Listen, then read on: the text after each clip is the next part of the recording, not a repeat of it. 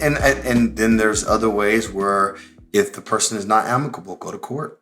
Right. Go to court, and because you might have to use legal means in order to have an interaction with your child. That's your right as a parent. Fathers fight for fairness. Yes, you can go to court. If I'm a personal believer, if you're paying the money, why you have the right to a relationship with your child? Right. If the court deems if the court deems they know so, something about the court, you don't. Exactly. They don't know. And so, not if the person's amicable, work with them, right? And you have to be able to co-parent and understand it's not about you or your relationship. It's about now the well-being of that child, right? And you have to look at now the bigger picture. We have to act right for our child to be developed right, right. And guess what? I've noticed too. I've had instances where the father has abused the wife, physically cheated on. And that impacts how she mothers and her self-esteem, how she's going to show up for her children. Right. Because if she's beat down and broken, then I've seen it where kids grow up and they start beating the mother. They start verbally attacking the mother. They start physically attacking the mother because the father has announced how the mother should be treated. So if the mother is disrespected by the children, it's because the father has allowed it or he does it as well. Right. So it's up to the father to run interference in that area and say, this is how we talk to your mother. This is how we treat your mother. And I'll throw another monkey wrench in there. What if you're married and then your wife has a child before you guys got married, a blended family? How do you interact with that scenario? How do you deal with that? Well, here's the thing. Here's what I will say. The man who got married to your ex-spouse or got married, he committed, you should want to think that he committed himself not only to her, but to your children. Right. And there's a respect level there. Right. And any man that is married in that situation that has their child, that has a father that is involved, you should also respect the wish of that parent, of that father. And you should want to try to get along and work together because it's really about the well-being of that child. Right. It's not, sometimes men can, we can have, they call it pee-pee contest. pee-pee contest. Pee-pee contest. And so we're adults here. Who can go the furthest? Yeah, who could pee the furthest and who could be the longest. Yeah. But that's not really what it's all about when it comes to the point of how do we parent this child? Right. How do we make sure that we develop this child that they can be model citizens in society, that we can come together and find the same values because when they're with us, here's our value system. And when they're with you, I want to make sure that those value systems are carried on, or if that child has to go with you, and there's an adjustment period. And so there's scenarios that you have to be able to understand and be open to work with, but you got to have the mindset that I'm willing to do it, and I'm willing to parent, I'm willing to co-parent, I'm willing to, because it's really not about me as an individual or about that person as an individual. It's about my responsibility as a father, and don't quit. Don't quit. That's your child. That's your child, and you have every right. I remember at one point when we were having our kids, I always told my wife, if I would never be with you, I will always father my children. Right. That I already made that up in my mind. I will always father my child, and I wanted my child to know who I am. Right. I wanted to give my child a sense of identity. Right. And I wanted my child to know that I am involved. Right. I was not going to quit and let somebody else do it. Right. Because it's too much. It's too much on a single parent, a single mother, and to rely on her own resources. So that causes her breakdown. That's right. And that's what we have to accept. And she was never meant to be the only disciplinary. Right. So that becomes difficult because we saw the case on YouTube where the little boy tore the house up because the mom took the game. And he tore the house up. And I can tell you right now, there was no father. There was no father. But the father would say, "This is how you treat your mother." Right. So when the father is absent, it impacts her authority. That's right. Because even if the kids know dad's coming home, mom said don't do it, That's right. and they know she's going to tell on me, That's and right. there's going to be consequences, That's right. then that impacts how she mothers and her authority. That's right. Now, I want to take the rest of the time before we finish, because this is so important, to talk about what happens when the father is needy and he is jealous of the children, and it's about him, because he became a father and he still has needs, and he has not met the prerequisite called sacrifice. And now all the attention is given to the mother, and he is literally jealous of the children. I've seen that. I have cases of that. I'm very familiar with that dynamic. So what happens in that case? Well, one thing I said, I think that person is more self-absorbed than anything else, and then he does not understand the power of his influence. Right. He does not understand the power, or he does not understand the level of his responsibility. He doesn't want to take it. And when a person is there's something in scripture where it says it's better to give than to receive. Mm-hmm. He doesn't understand that principle. He gave, but now he doesn't want to give. He does not understand. He gave once, thought that was enough. He gave once, and that was it. He gave the seed, and that was it. But he does not understand that principle. Right, and he got, actually. Yeah. He doesn't. Yeah. Okay. All right, so I digress. He doesn't understand. He doesn't truly understand, because that's a fatherhood principle. Right. It's better to give than to receive. It takes a mature person to think above yourself and think for the betterment of the whole. Well, what do you do for the men who say, "Well, I cheated and I'm finding extramarital affairs because I need more attention"? Well, here's the thing. One, you have to look into yourself, ask yourself why. You might have to have some counseling sessions on understanding why you need more attention. So much. And for a person to compete with his children, that says a lot. For you to have to compete with your child, or for a mother to put a child in a place to compete against your husband. Right. There's some problems there, because the husband lets it. Everybody has a role to play in the house. That tells me that we don't know our roles. Right. We don't understand our responsibility. Right. We don't understand the part that we play in each other's lives. Right. If things have gotten convoluted, things have gotten disjointed. Yeah. And so when there's no clear lines of role responsibility, then you're going to have a state of confusion. For a father to feel jealous of want all the attention of his child, want all the attention. We'll put the kids to bed.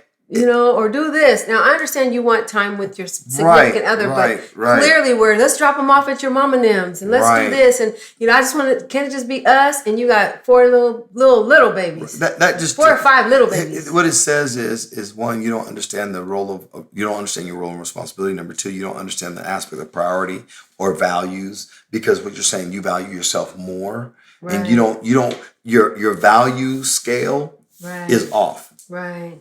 Your value scale is off. And then the other thing is that there's something called sacrificial love. You have to understand the aspect.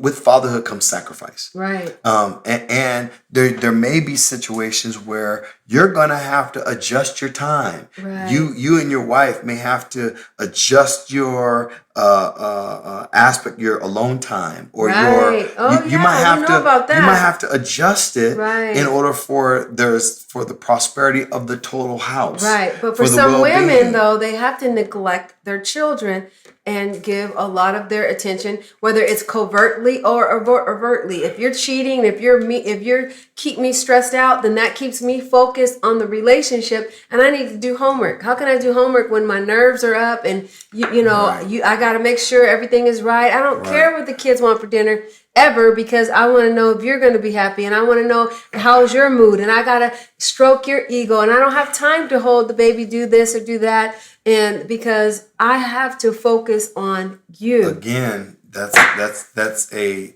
That's a confusion of role, responsibility. Right. It is she becomes a pseudo soil. Now that becomes a pseudo what? Pseudo soil. Oh my goodness. Because I was never supposed to be the soil, but I'm trying to keep you I'm trying to cultivate a life for you. I'm trying to cultivate a life for the kids. I'm trying to keep you happy and stroke your ego and help you be the man you're supposed to be and help you to do all the things. And I'm going to tell you, any father that allows that to happen, is not cognizant of his responsibility Right. and her responsibility. Right. Because there's no father that is effective that's going to allow that to just go forward. Right. Because we understand that kids can't take care of themselves. Right. We understand that kids can't feed themselves. Right. And my role and my responsibility is a part of this grand scheme of Right. what family represents. It's Right. not the total thing. It's a part of a unit. Okay, so now I'm gonna throw you a twister with 2 minutes left, 2 or 3 minutes left.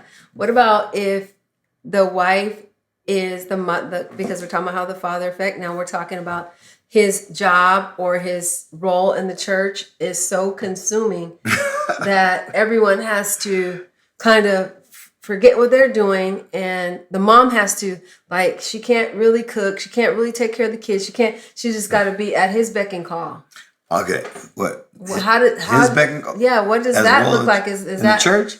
Well, because he's the father. Okay, I'm gonna tell you. And I'll tell you. You know, he's working. I'm gonna tell you. and- I'm gonna tell you right now.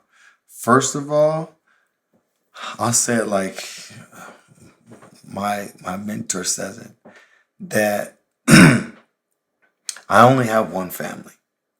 I'm married to the wife that God has given me. The church is not my spouse. Right. The ministry is not my spouse. Well, the job either. You gotta It- say it it's- for the it- people in the back. job is not my spouse. That is not my spouse. Your family. My spouse, nor my family. Right. That is a source that brings resource.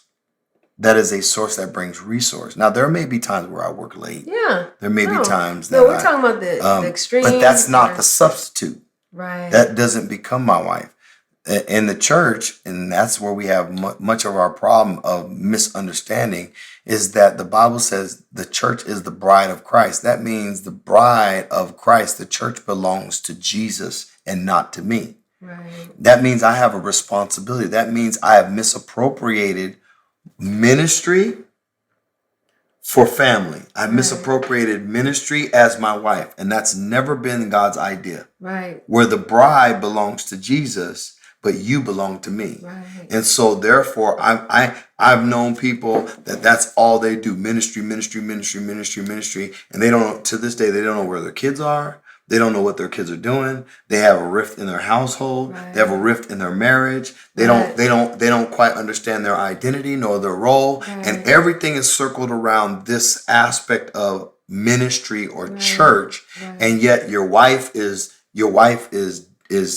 depressed, anxiety, your children are dealing with suicide thoughts. Then your children resent the church or resent the people that are there Workforce, work or the workforce, because the work has Consumed. stolen my daddy away from me. Right. Has stolen my mommy my daddy away from me. And now my mommy's depressed. And the thing about that is that children co-regulate with their mother.